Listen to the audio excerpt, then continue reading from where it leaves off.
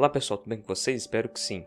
No vídeo de hoje eu quero falar um pouquinho sobre um filme que vai ser lançado esse ano ainda e que eu gosto muito. Eu acho que grande parte das pessoas que gostam de ciência também vão gostar, que é o Jurassic World, né, que agora está chegando na sua versão final, né, no final da franquia, né, ou seja, no filme 3, né, da franquia, e eles prometem uma coisa muito épica, né, mas o que isso tem a ver com química, né? Tem bastante a ver com química, porque o tempo todo, quando você fala dessas coisas referentes ao Jurassic Park, a gente tem muitos experimentos relacionados com genética, né? E genética se relaciona com o quê? Com polímeros, né? E os polímeros são estruturas explicadas pela bioquímica, tá? Eu não sou nenhum bioquímico, né? Mas eu estudei um pouco de bioquímica na graduação e isso tem bastante interesse para os paleontólogos porque você consegue, por exemplo, trabalhar desde a estrutura do DNA, que é uma coisa que a maioria dos paleontólogos querem trabalhar para um dia tentar, quem sabe, gerar um animal que hoje está extinto, né, como um dinossauro, né, que provavelmente não vai acontecer, né, mas é uma forma de você conseguir estudar como que esses animais evoluíram, né, como deram origem a outros animais, né.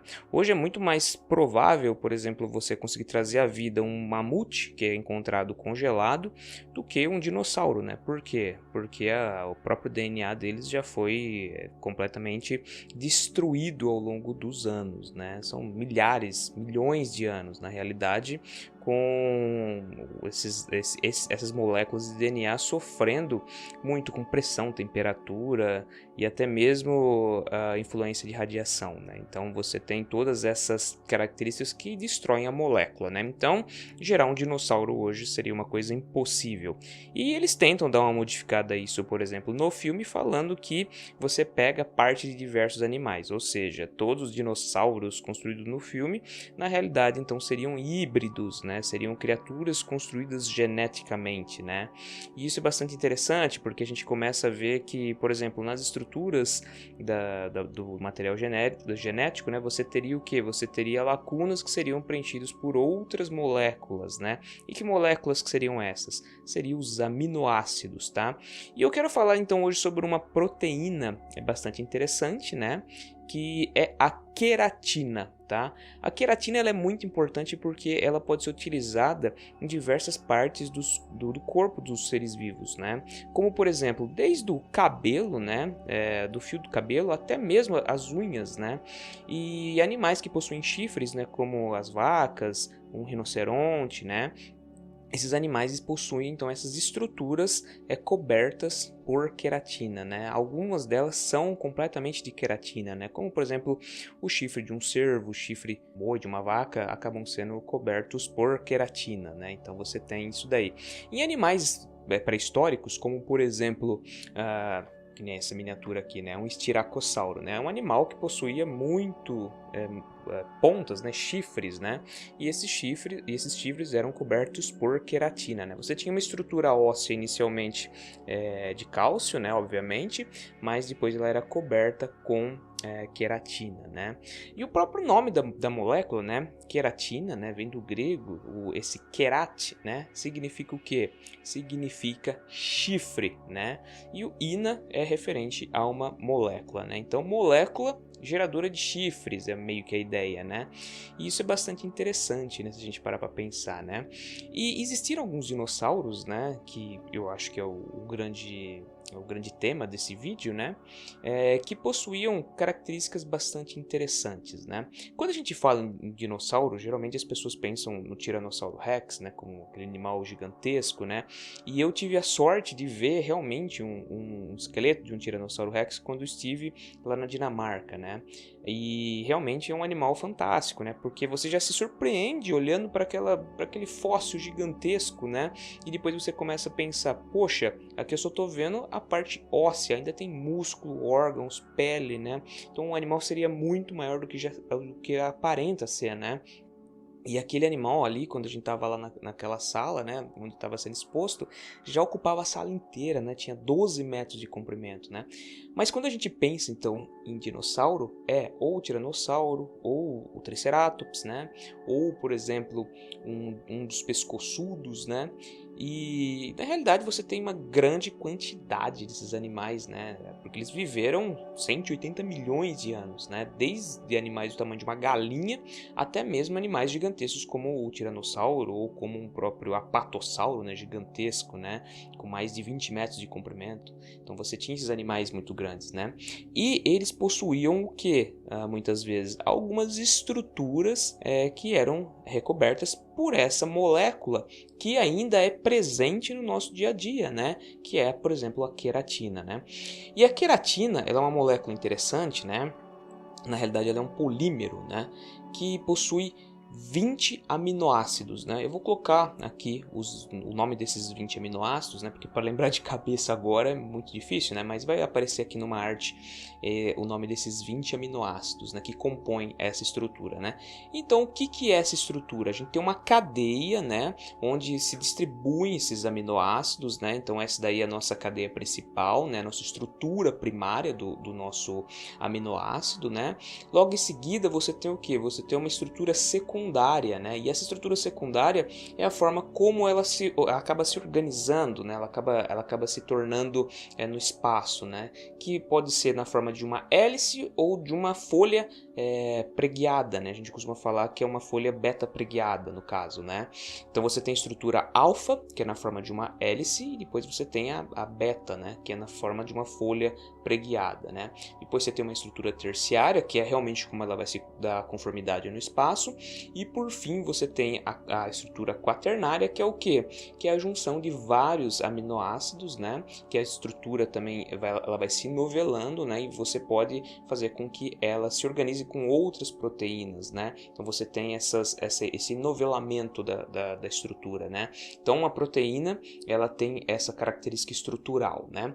E no caso da queratina, né? Então quando a gente pensa nesses animais do passado, a gente sempre lembra, então, por exemplo, desses animais com chifres ou garras, unhas longas, né? Dentes muito longos, né? E, por exemplo, nos dentes você não necessariamente tem queratina, né? Porque os dentes são basicamente feitos de cálcio, né? Mas nos chifres a gente vai encontrar uma base de cálcio recoberta com a queratina. Então é muito comum quando você vê um dinossauro, como por exemplo, né, a gente tem o Carnotauro, né, que é um dinossauro aqui da região da Argentina, né, e provavelmente viveu aqui no Brasil também, né, que é o único dos dinossauros carnívoros, ou seja, dos terópodes, que possui chifres, né, então ele tem esses dois chifrinhos aqui, não é à toa que ele chama-se Carnotauro, ou seja, o touro carnívoro, né. E isso é bastante interessante, né? Por quê? Porque ele é um dinossauro da nossa região e ele possuía então uma estrutura inicialmente feita de cálcio recoberta com queratina, né? E essa estrutura então é desse polímero que eu estava falando. Só que ele é um dinossauro do Cretáceo, né? Talvez mais do fim do Cretáceo, né?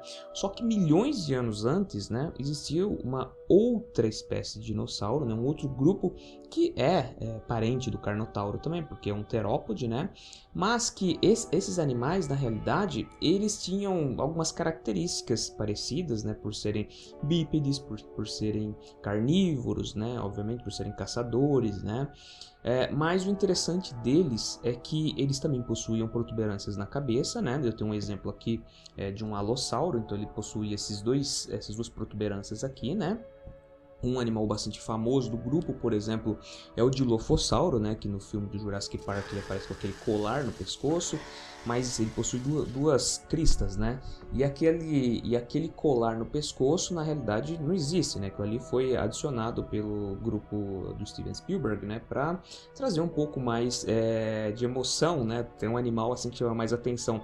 Principalmente porque o Dilophosauro talvez ele ficasse muito semelhante ao Velociraptor, né? Por causa do tamanho e por ser carnívoro, né? Então as pessoas talvez não dessem tanta atenção para ele, né? Então adicionaram aquele colar que é de um lagarto que existe até hoje, né? E aí o que acontece? Esse animal ele possui duas cristas, né? Só que essas cristas elas não são feitas de queratina, né? Observe, a gente está falando de chifres até agora, né? agora a gente está falando de cristas, né? E as cristas elas são feitas basicamente de cálcio, né? Então você tem ali uma estrutura muito frágil, né? Feita de cálcio, né? Então o Allosaurus, por exemplo, também tinha duas cristas pequenas na cabeça. O Dilophosaurus, né? O próprio nome já diz, né? Di é dois, né? Significa crista, né? E saurus, lagarto. Então, lagarto de crista dupla, né? Existe um outro dinossauro também chamado Monolophosaurus, né? Que era um parente próximo e tinha somente uma única crista, né? E além disso, existiam alguns outros dinossauros mais primitivos, como por exemplo o Ceratossauro, né? Que possuíam 3 cristas na cabeça, né? Uma bem proeminente na frente, né? E o interessante disso, então, é que são animais que não possuem estruturas ósseas recobertas com queratina. Isso então faz com que essas cristas elas acabavam não sendo muito bem preservadas, né? Talvez um dos dinossauros mais emblemáticos, né, que não seja tão até conhecido, né, é o Criolophosauro, né? Que diferente dos outros dinossauros, ele não tem uma crista lateral ao crânio, né? Ele tem uma crista frontal, né? E esses animais, né? Então, quando você faz essa descoberta, você encontra as cristas deles bastante deteriorada, né? Em comparação com aquelas cristas, daqueles chifres, né? Recobertos por queratina, né? Então, observem como esse polímero, a queratina, ele pode ajudar a preservar, né? Ajudar até a mumificar certas estruturas, né? Por esse motivo, até hoje, né? Quando você encontra, por exemplo, uma pessoa mumificada, né? De 2.000, 3.000 anos atrás, né? Você ainda encontra as unhas e o cabelo intacto, né? Em comparação com o resto do corpo que se deteriora inteiro, né? Então, eu queria trazer essa característica, né? Porque às vezes a gente assiste um filme, né? Um filme de ficção científica, né? Como, por exemplo, Jurassic Park, né? E a gente às vezes fica pensando se realmente tem ciência ali ou se é tudo invenção, né? Mas realmente tem algumas coisas, né? Então, no filme eles mostram, por exemplo, os polímeros, né? O polímero da vida, que é o DNA, né? O ácido desoxirribonucleico, né? Até já fiz um vídeo sobre isso, né? Se vocês quiserem dar uma olhada, eu vou deixar o link aqui em cima. Mas é muito interessante isso, né? Eu achei que poderia ser legal trazer isso, né? Porque falar de bioquímica é algo que as pessoas parecem gostar muito, né? De ouvir sobre bioquímica, porque tem todas essas características de ficção científica, né? E ao mesmo tempo é bastante interessante dentro da própria química, da própria biologia, da própria ciência em geral, né?